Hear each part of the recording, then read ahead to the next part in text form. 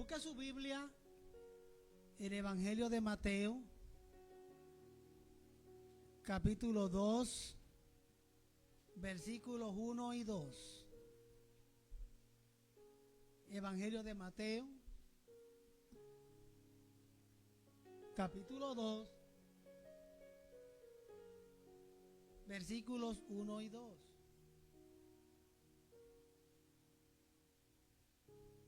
Abra su corazón y su oído a escuchar la palabra del Señor.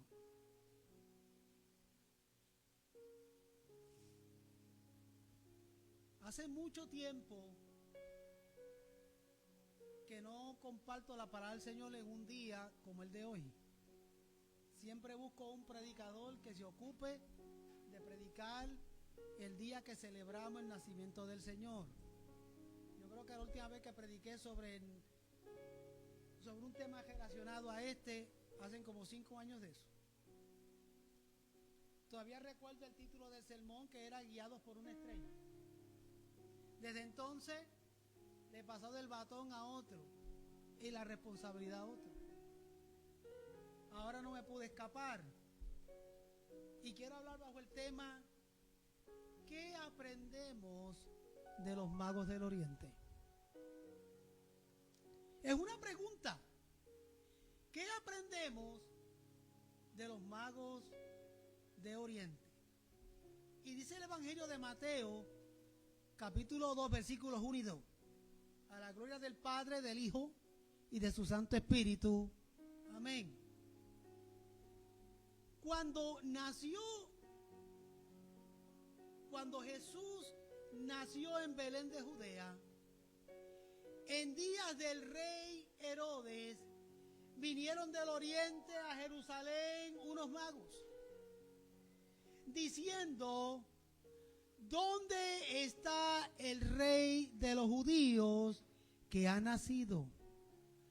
Porque su estrella hemos visto en el oriente y venimos a adorarle. Diga: Señor, habla mi vida. Dígalo otra vez: Señor, habla mi vida. La época navideña es maravillosa. Y yo recuerdo, todavía me acuerdo, Lupe, tenía 10 años cuando llego a la isla del encanto, la isla de Puerto Rico. Y aprendí una tradición en Puerto Rico que yo no conocía, porque yo nací en Boston, Massachusetts. Y aun cuando nací en Boston y mis padres son puertorriqueños, nunca en ese momento se ocuparon de sembrar en nosotros la tradición de los magos que se celebra en Puerto Rico como se celebra en Puerto Rico. Y llego a Puerto Rico con 10 años de edad y llega el momento del festejo de la Navidad y específicamente la tradición de lo que representan los Reyes Magos. Yo no sabía, pero ese día aprendí. Y recuerdo que la tradición consiste en agarrar o coger una caja de zapatos o una caja de cartón. Normalmente es una caja de zapatos. Y esa caja de zapatos usted le echa pasto fresco y pone la caja debajo de la cama, porque según la tradición y en la mente de nosotros como niños, van a llegar 3 Reyes Magos montados en un camello a dejarnos regalos, y el pasto es para que los camellos coman. Yo tenía 10 años y yo dije, y empecé a pensar, ¿y por dónde 3 grandes camellos con los que lo montaba, con los reyes, van a entrar a mi casa? ¿Por dónde? Entonces yo dije, yo me voy a quedar levantado, yo no me duermo. Y busqué la caja y pusimos en la caja pasto fresco y lo pusimos debajo de la cama y nos acostamos. Y yo dije, yo no me duermo. Pero niño, al fin, ¿quién nos vence? El sueño.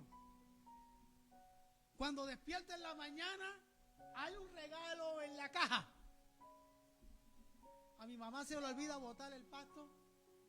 Así que yo dije, mira, o los camellos no tenían hambre o algo pasó aquí. Pero ahí estaba el regalo.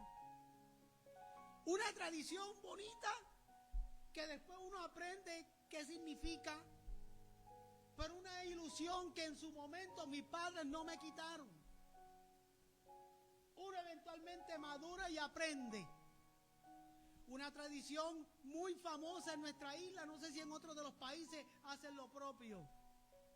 Pero esa tradición ha ido poco a poco siendo sustituida por la celebración de un gordo barrigón que se viste de rojo, que se llama Santa Cruz.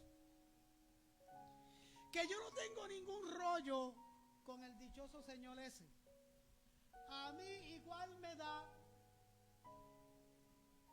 la tradición. No me preocupa en lo absoluto, porque si usted investiga de dónde viene la tradición y por qué surge la tradición, pues tiene una historia bonita. Que el mundo la saca de contexto, esos son otros $20. Pero yo le voy a dar un consejo. Usted no se pelee con el mundo.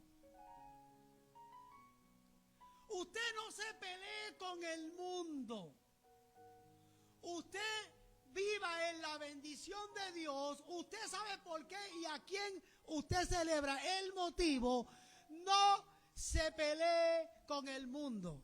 Porque el mundo siempre va a sacar de contexto todo lo que viene de parte del Señor. En esta época se ha comercializado. Pero cuando viene febrero 14, el niño crece y le ponen alas, le dan un arco y una flecha y sale por ahí a dispararle a gente. Y el que recibe ese disparo, le salen corazones y comienza una ilusión en su vida. Y de eso nadie se queja. Y usted ve que la gente celebra eso. Pero el contexto es amor y amistad. Pero el mundo lo sacó de contexto y ahora le llaman enamorados. Y se ha comercializado.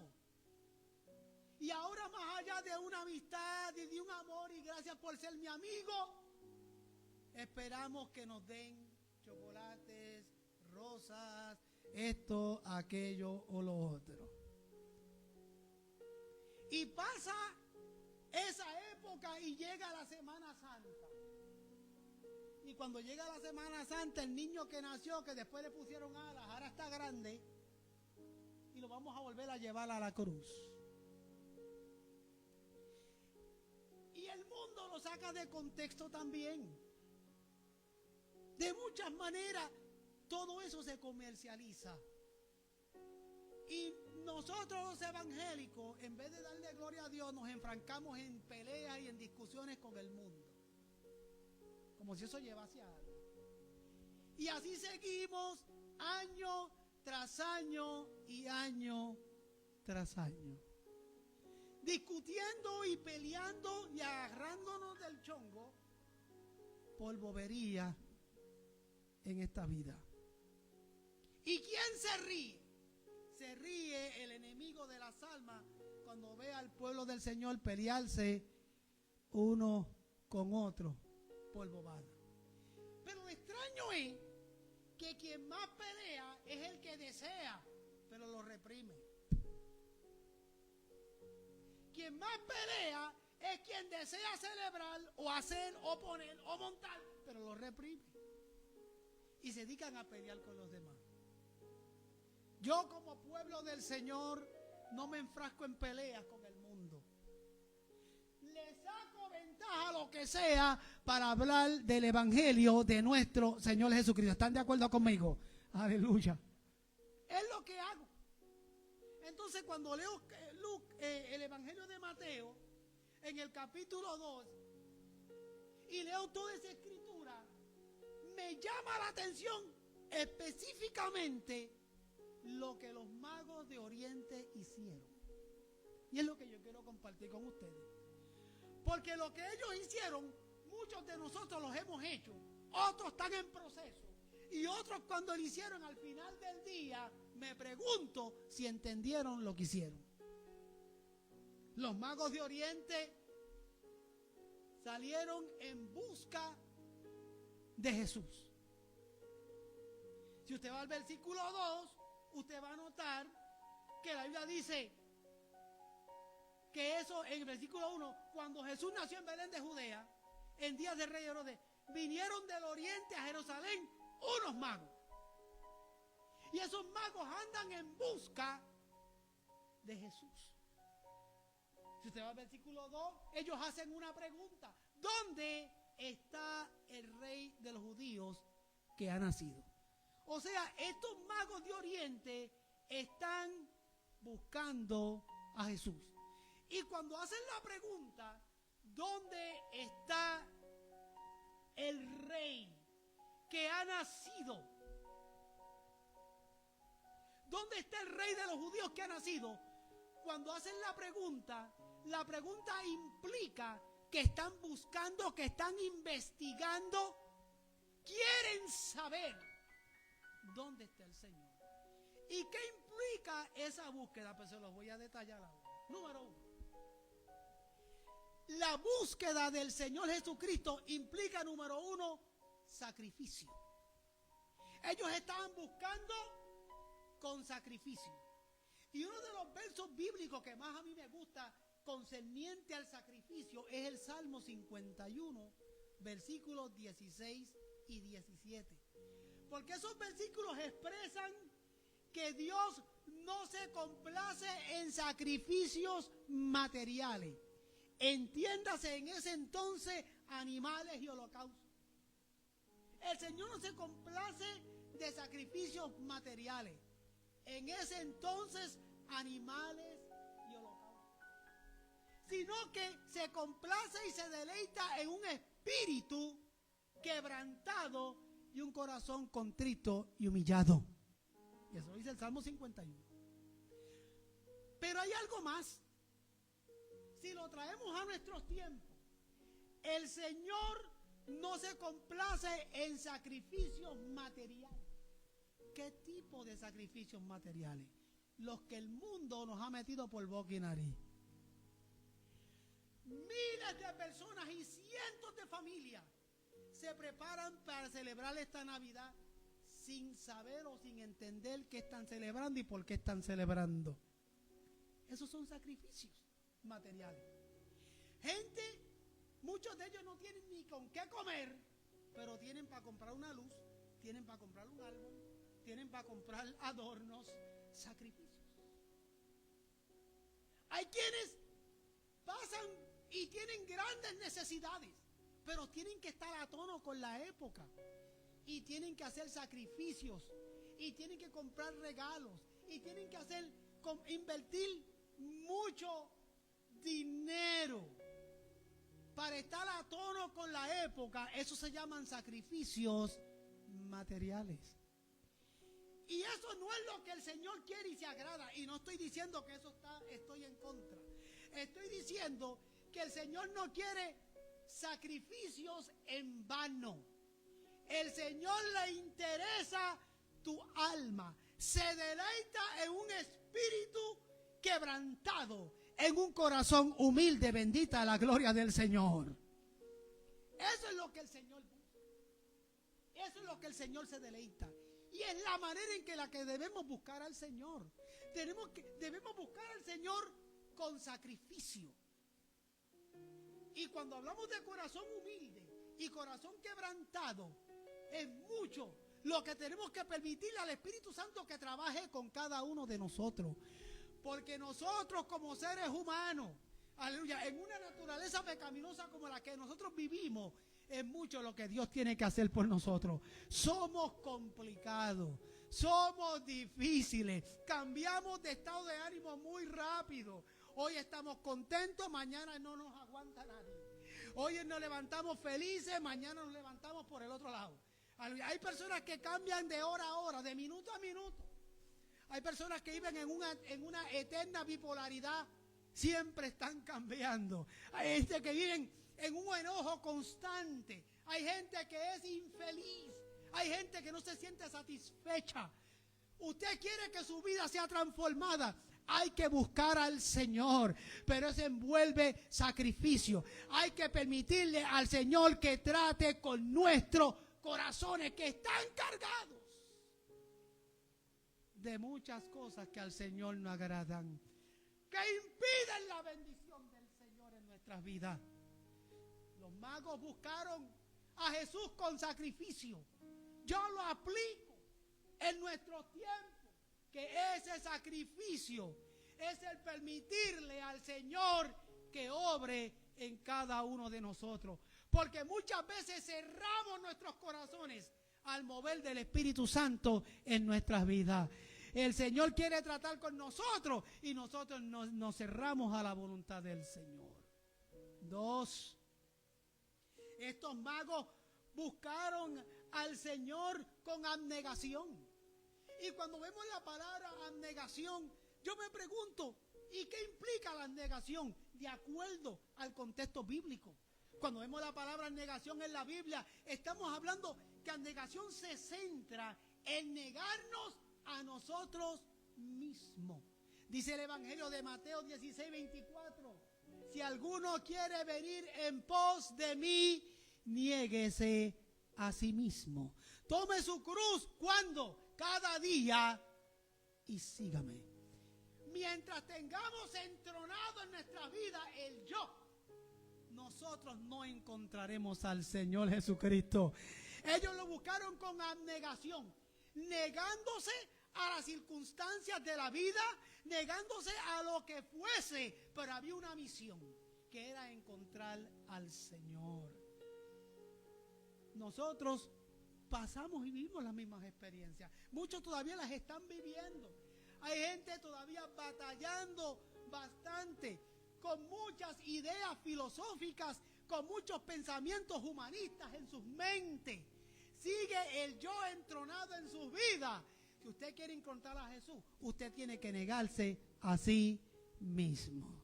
Hay miles de libros que se venden hoy en día que hablan de superación personal, de mente positiva, de que tú lo puedes, de que hay un gigante dentro de ti que tienes que sacarlo, de que hay un león dentro de ti. Yo no sé cuántas tonterías más dicen.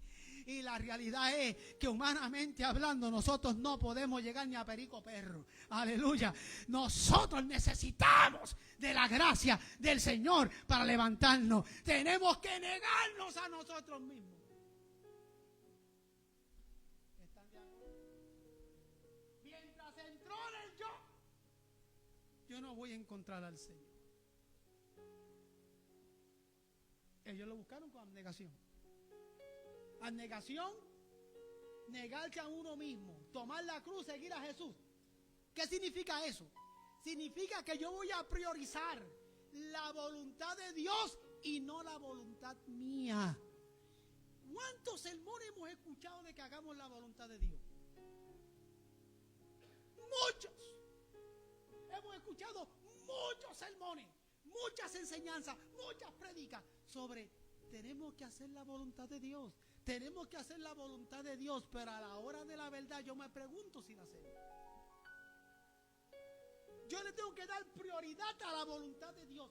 Eso es una manera de negarme a mí mismo, dándole espacio a la voluntad de Dios y no a la mía. Mi voluntad siempre va a fracasar. Aleluya. Mi voluntad siempre va a fracasar. El Señor conoce los caminos de tu vida.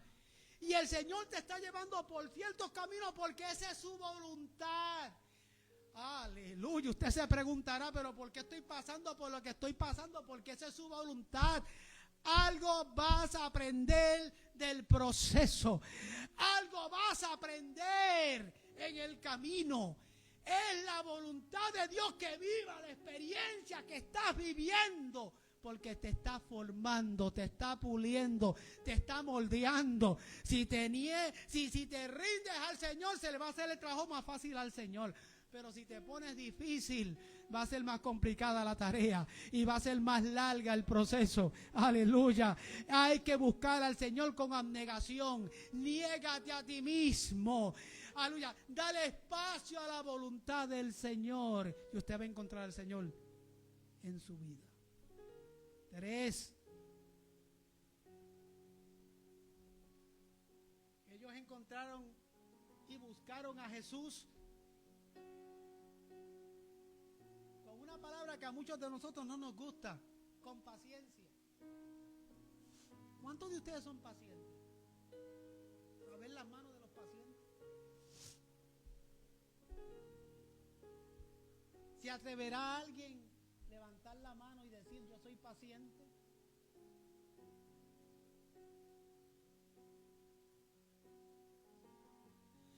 Paciente es una cosa, ser lento es otra. Paciencia es una cosa y ser lento y pedirle permiso a un pie para mover el otro es otra. Son dos cosas muy distintas. Santiago capítulo 1 versículos 3 y 4 describe la paciencia de manera perfecta. Dice, mas tenga la paciencia su obra completa. Muchos no han completado o la bendición de Dios en su vida no ha sido completada porque la paciencia no está envuelta en el asunto. Mas tenga la paciencia su obra completa para que seáis perfectos y cabales. Para que no nos falte cosa alguna. Si no hay paciencia, no hay una obra completa del Espíritu en nuestras vidas. Hay que ser paciente. Dígaselo al hermano que está al lado. Tú tienes que ser paciente. Alabado sea el Señor. La paciencia cuesta.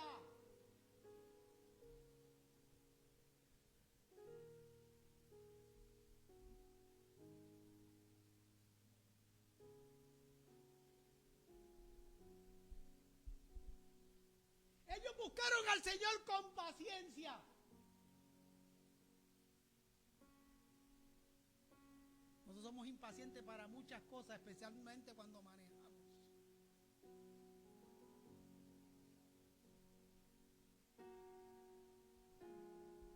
Especialmente cuando manejan.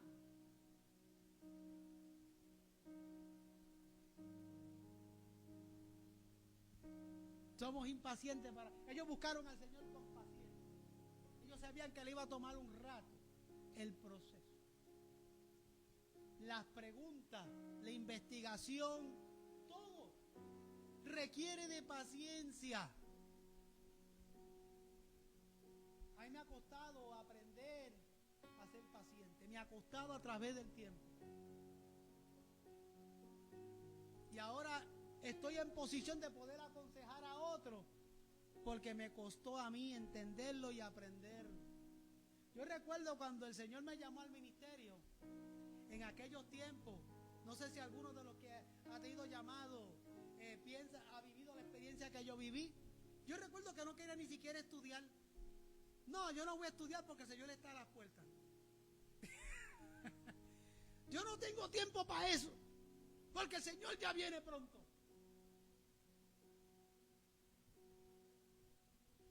Y ahora, después de mucho tiempo, ahora que logré lo que pude haber logrado hace rato, le digo, ¿cuánto tiempo yo perdí de manera equivocada? Porque usted tiene que seguir el curso de la vida. El Señor va a venir cuando Él ha dicho que va a venir.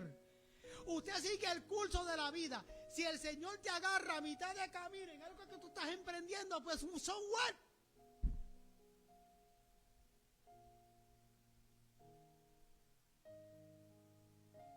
Hay muchos que me están mirando que decía, el Señor no venga hasta que me case.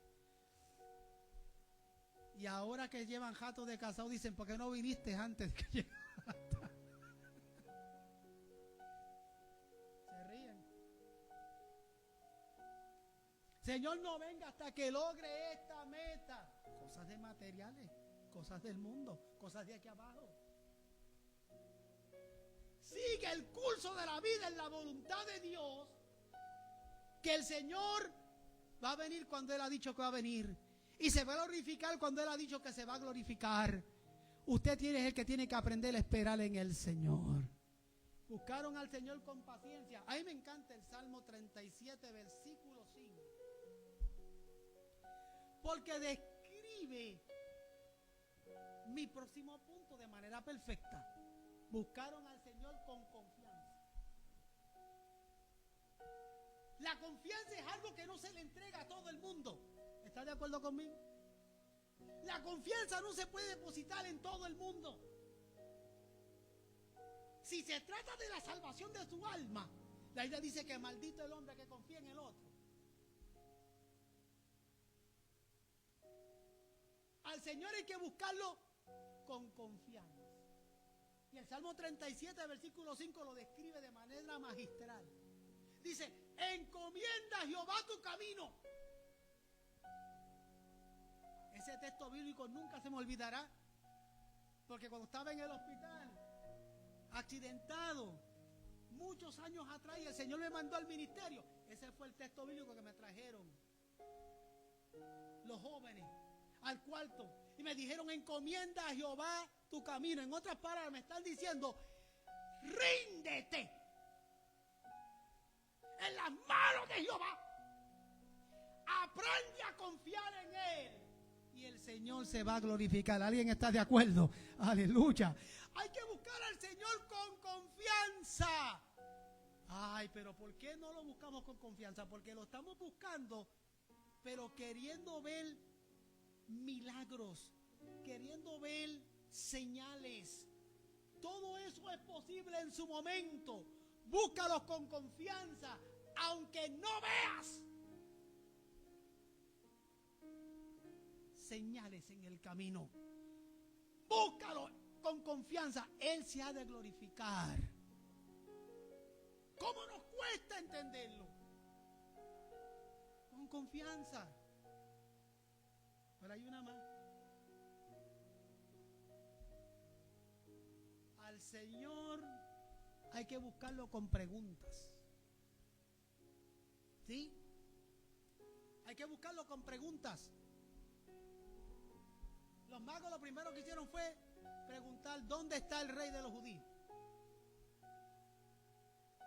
Que ha nacido. Mira, en la Biblia, o de acuerdo a la palabra de Dios, las preguntas tienen una doble perspectiva. Uno, las preguntas son importantes para Dios si son preguntas que son valiosas en cuanto a buscar a Dios. Si son preguntas que te llevan a crecer y a entender su voluntad, esas preguntas son valiosas. Si yo voy a preguntar buscando mi crecimiento, si yo voy a preguntar buscando aumentar mi fe, si yo voy a preguntar buscando entender la voluntad de Dios, esas son preguntas valiosas y que yo debo de hacer. Pero hay otro punto aquí. Las preguntas pueden ser de manera condenable si son preguntas que nacen de la duda, de la rebeldía o de la hipocresía. Cuando usted pregunta con dudas, eso es condenable. Cuando usted le pregunta a Dios de manera rebelde, eso es condenable. ¿De qué manera usted le pregunta a Dios de manera rebelde? Cuando usted vive una situación difícil y usted empieza a preguntarle al Señor, ¿por qué yo? ¿O dónde tú estabas? Eso es condenable. Eso no es una pregunta valiosa. Y muchos de nosotros le preguntamos directa e indirectamente al Señor de manera rebelde. Y eso es condenable, eso es peligroso. El Señor quiere que lo busquemos con preguntas, pero preguntas valiosas, que te ayuden a crecer, a madurar. Pero si le vas a preguntar a Dios con rebeldía, con duda, con hipocresía, eso es peligroso. ¿Y cuántas veces le preguntamos a Dios de esa manera? ¿Dónde estabas? ¿Por qué yo? Yo les conté a ustedes, lo saben, cuando tuve mi accidente en el 2016, muchas veces lo he contado. ¿Cuánta gente a mí se me acercó y me preguntó, me dijo, ¿alguna vez en tu proceso negaste al Señor o te cuestionaste o le preguntaste a Dios por qué? ¿Sabes cuántas me preguntó eso?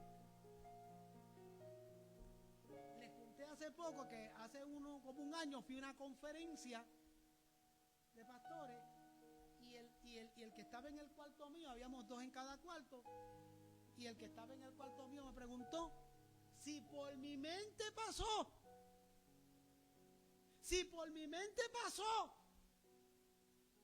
de alguna manera el cuestionarle a Dios ¿por qué yo?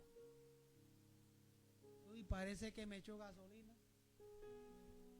porque me encendió y le hablé duro. Luego él lo testificó en la asamblea y dijo, ¿para qué le pregunté esto al pastor? Porque Dios sabe que cuando viví la experiencia que viví, nunca pasó por mi mente el por qué yo. Nunca. Y Dios lo sabe. Nunca pasó por mi mente por qué a mí.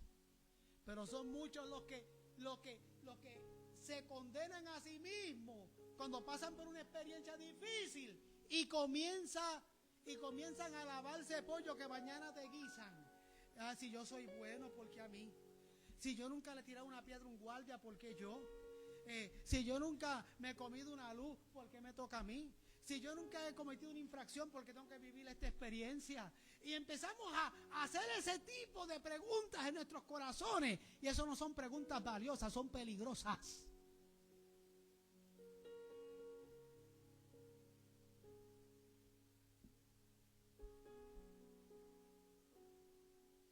Hasta hemos preguntado y hemos dicho, en alguna ocasión, ese muriéndose, ese bien enfermo y aquel borracho muy campante.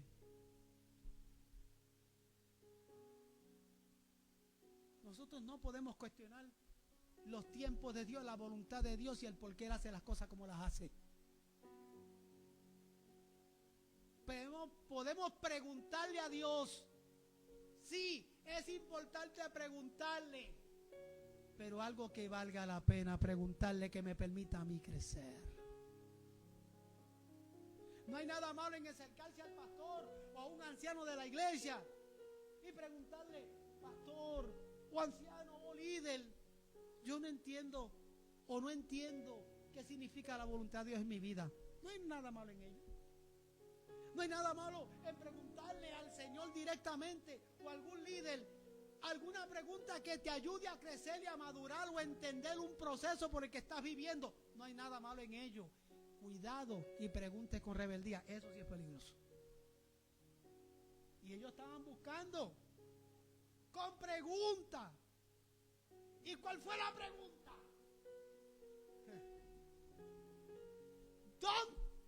Le preguntaron con conocimiento.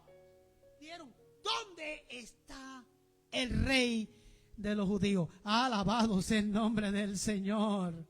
¿Dónde está el rey de los judíos? Ellos no preguntaron, ¿dónde nació aquel que se hace llamar rey? ¿Dónde nació aquel que se autodenomina rey? ¿Dónde nació aquel que supuestamente va a ser nuestro rey? Eso no fue lo que preguntaron.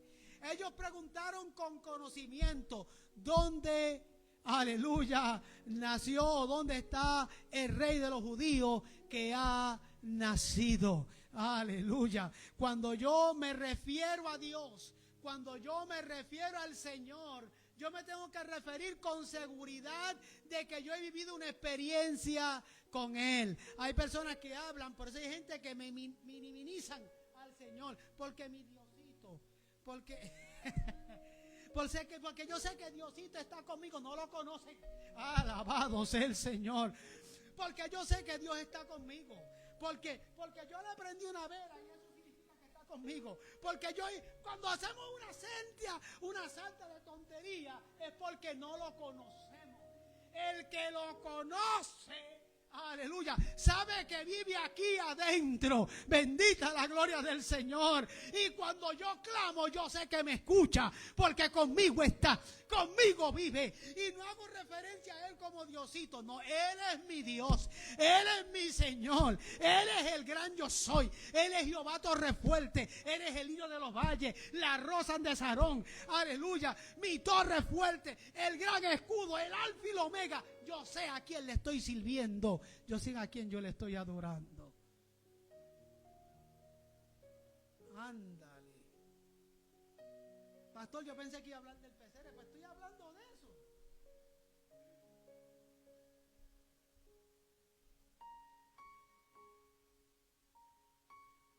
Mateo 7, versículos 7 y 8 dice, con pregunta, pedid y se os dará, buscad y hallaréis, llamad y se os abrirá. Mire el versículo 8, porque todo aquel que pide recibe, y el que busca y el que llama.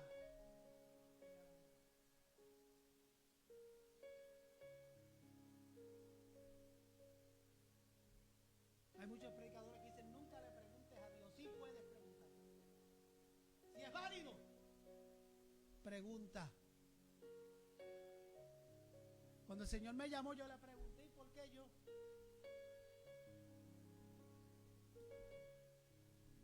¿Tú no le preguntaste al Señor cuando te llamó a ti, por qué tú? Freddy, Rigoberto, Eduardo. ¿Le llegaste a preguntar al Señor alguna vez, pero ¿y por qué yo? Cuando lo hago o cuando lo hicimos en una actitud de humildad, porque consideramos que hay alguien más capacitado que uno. Pero el Señor usa a quien Él quiere, como Él quiere, cuando Él quiere y punto. Si no estoy capacitado, Él capacita. Si no estoy preparado, Él prepara. Si no estoy discipulado, Él discipula. Si son preguntas valiosas, al Señor le agradan. Pero cuidado con la rebeldía. Mi segundo punto. Lo encontraron. Dice el versículo 9. Encontraron a Jesús. Y aquí voy a ir más rapidito. Porque les voy a preguntar dónde usted lo encontró. Porque fíjate. Encontraron a Jesús. En Lucas capítulo 2, 15 y 16. Los pastores lo encontraron en un pesebre. En el versículo 11 del capítulo 2 de Mateo, los magos lo encontraron en una casa. En Juan 4, 6 y 7, Roberto, la mujer samaritana, lo encontró en un pozo. Ándale. Pastor Eduardo, en Marcos 5, del 1 al 2, el gadareno encontró a Jesús en un cementerio.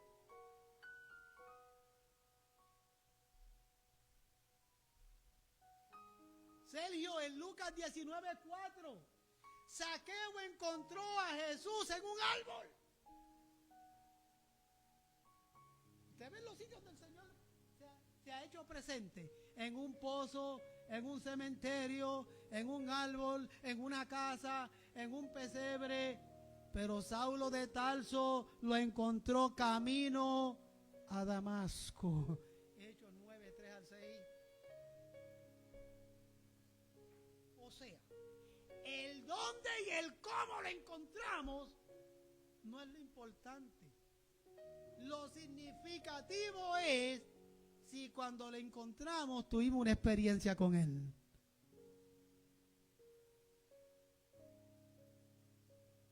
Yo lo encontré en un servicio de estos.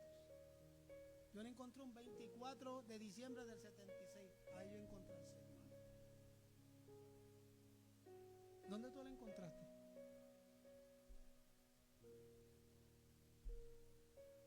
Lupe la encontró en una reunión de célula. Allí Lupe encontró al Señor. Yo me acuerdo. ¿Dónde te encontraste al Señor, Rigoberto? ¿Ah? En una iglesia. Roberto, ¿dónde te encontraste al Señor? En una esquina del barrio. Había un culto ahí, pero él estaba ahí. ¿Dónde tú lo encontraste, Mayra? En una campaña. Ay, por aquí hay una bien grande. ¿Sabes dónde Carolina encontró al Señor?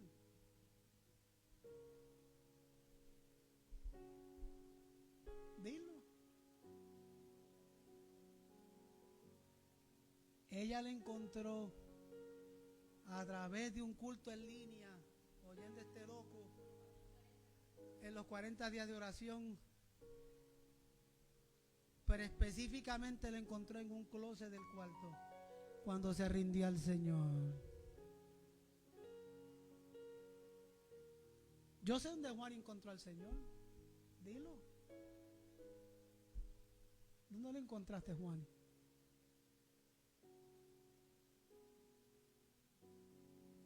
En un servicio. ¿Serio? ¿Dónde encontraste al Señor? En la casa. Juan Carlos, ¿dónde te encontraste al Señor? Por medio de su hermana. ¿Sabe que estaba al lado de tu hermana el Señor? Delia, ¿dónde te encontraste al Señor? En un templo. Pastor Eduardo, ¿dónde lo encontraste?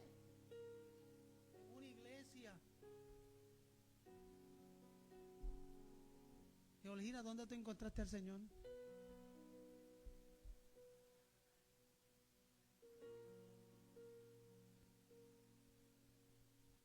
Ella encontró al Señor a través del testimonio de Lupita. Pero yo me acuerdo que tú me dijiste que tú encontraste al Señor en el quirófano, el día del trasplante de tu riñón. El Señor se puede encontrar en todos lados. Freddy, ¿dónde tú lo encontraste? En una campaña.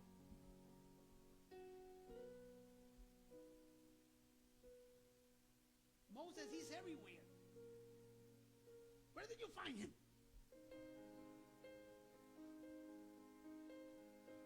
¿Tú encontraste al Señor en un hospital? Ah, su mecha. Isabela, ¿dónde te encontraste al Señor? En un estudio bíblico de la universidad.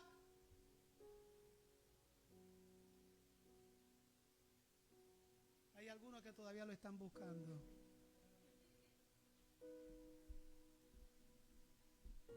Se me olvidó cómo se llama tu vecino, Eduardo. ¿Ah? Lenín, ¿dónde tú lo encontraste?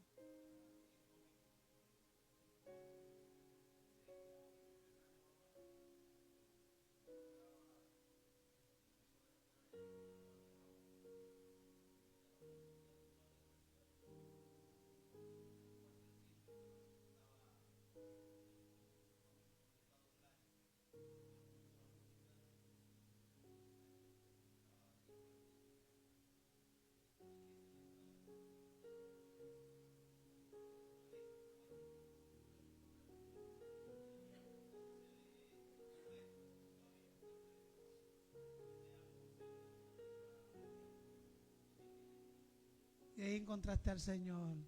¿Y tu esposa dónde la encontró?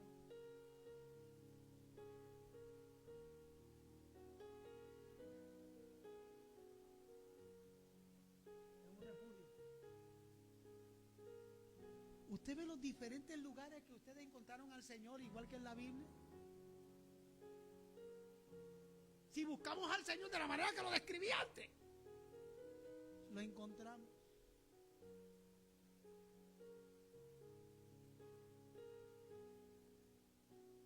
Hay una iglesia por aquí cerca que está haciendo una campaña. A partir del 2026 comenzamos a evangelizar y que se lleve el diablo a la gente por ahora. No hay que esperar un tiempo para evangelizar. Hay que evangelizar todo el tiempo. Porque usted no sabe quién va a encontrar al Señor. Lenín lo encontró por accidente, aquel en una esquina, aleluya, aquel en una casa, aquel en un closet, aquel atrás de un hermano, aquel en un templo, aquel en una campaña, aquel en un hospital, aquel en una célula. Donde quiere el Señor está, porque alguien da testimonio y testifica de alguien. Dele gloria al Señor, porque Él es bueno. El Señor es encontrado por los que los buscan. Por último, si lo buscas y lo encuentras, hay un último punto aquí. ¿Qué hicieron los magos? Tan pronto lo encontraron, ¿qué dice la Biblia? Lo adoraron, versículo 11. Entonces yo me hago una pregunta. ¿Para qué lo buscaste y lo encontraste?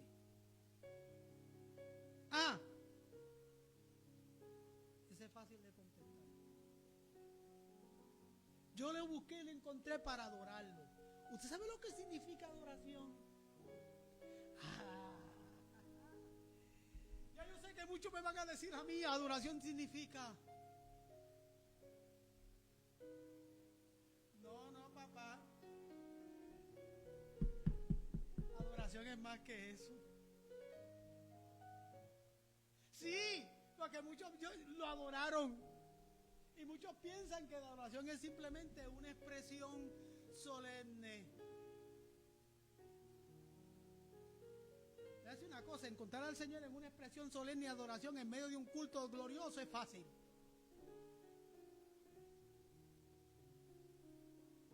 Porque somos seres emocionales. Es que nosotros nos confundimos. Somos seres emocionales. En un culto glorioso de adoración se le paran los pelos a cualquiera.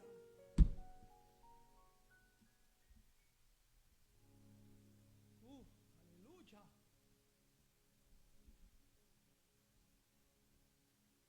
Lo adoraron y voy a explicar eso ahora. Porque un verdadero encuentro con el Señor lleva a la adoración. ¿Qué significa eso? Que como tuve un encuentro personal con Cristo, ahora voy a ser un buen adorador. Si eso es así, a muchos se les perdió el Señor. Si eso es así, hay un montón que ya no saben dónde lo dejaron después que lo encontraron. Porque si algo cuesta trabajo hacer en un culto es el servicio de adoración. ¿O sea cuánta baroma tiene que hacer uno para que la gente adore al Señor? Y empieza, levanta la mano, alza el pie, mira para allá, mírate para acá, adora a Dios, aplaude, ríete con el uno buscando que se levanten la gente y se animen. Aleluya. Y es como cargar un vagón de tren a la espalda. Aleluya. Gloria sea el Señor. Porque si la adoración depende de estados emocionales, hay hace rato que muchos se les perdice. Porque hay domingos que a uno no le huelen ni las azucenas. Hay domingos que uno se goza y adora y derrama lágrimas. Pero hay domingos que no importa lo que uno empuje, uno no alaba al Señor. Si la adoración depende, si mi verdadero encuentro con Jesús me lleva a la adoración, si usted no adora dentro del contexto de lo que usted entiende que es adoración, usted se le perdió al Señor. Adoración es un estilo de vida. Adoración, Moisés, es un estilo de vida.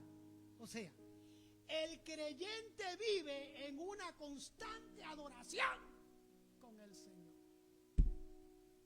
Porque es un estilo de vida, Rigoberto. Aquí me expreso, pero 24/7 mi vida debe ser una vida de adoración. Ante la presencia del Señor no hay posiciones ni títulos, es un estilo de vida. Porque la adoración lleva a un desprendimiento personal. Lo dijo el apóstol Pablo. Oígalo bien, adoradores que me están viendo y oyendo, los que tocan una guitarra, aleluya, y juran que eso es adoración, los que le dan 4 palos a un bombo y a unos bongoses, aleluya, aquellos que le meten las manos a un güiro y a unas congas, eso no es adoración, eso es parte de la expresión, aleluya. No. La adoración lleva a un desprendimiento, y eso lo dijo el apóstol Pablo cuando dijo: ya no vivo yo.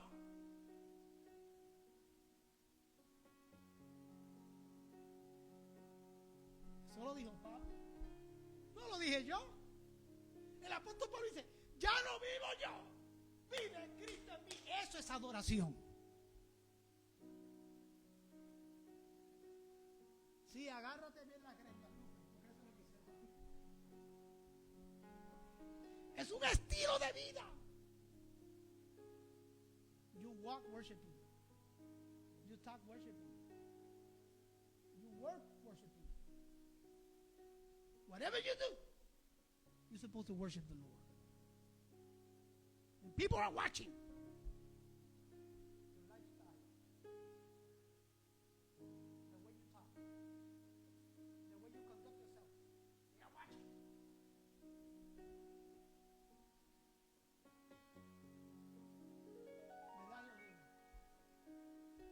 A mí me gusta el día que me operaron. Nunca se me olvida. Yo estoy tan contento con ese día. Porque ustedes saben que yo soy hiperactivo. No se me nota, ¿verdad? Entonces, me pusieron anestesia, Olgina, y no la agarraba. Porque me pusieron la anestesia espinal. Y dije, pónganmela completa. Porque el espinal no va a hacer nada. Yo soy hiperactivo. No, con esta te funciona.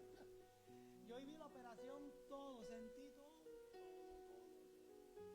Porque no me agarraba la anestesia. Y yo empecé ya voy a terminar. Y yo empecé a adorar a Dios.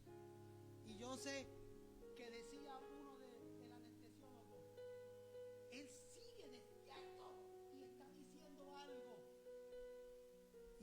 Y tal parece que se acercaron a ver qué yo decía. Yo lo que estaba era cantando, adorando al Señor. Y oigo uno de los médicos que dijo: he's worshiping. Aleluya. He's worshiping. Él está adorando. ¿Pero qué voy a hacer yo? Tú amarrado. Aleluya. Y me están metiendo agujas por el ojo. Yo sentía que me entraban. Aleluya. Solamente adorar al Señor. Porque es un estilo de vida. Ellos tuvieron que escuchar y decir: he's worshiping. Porque todos tenemos algo de Cristo.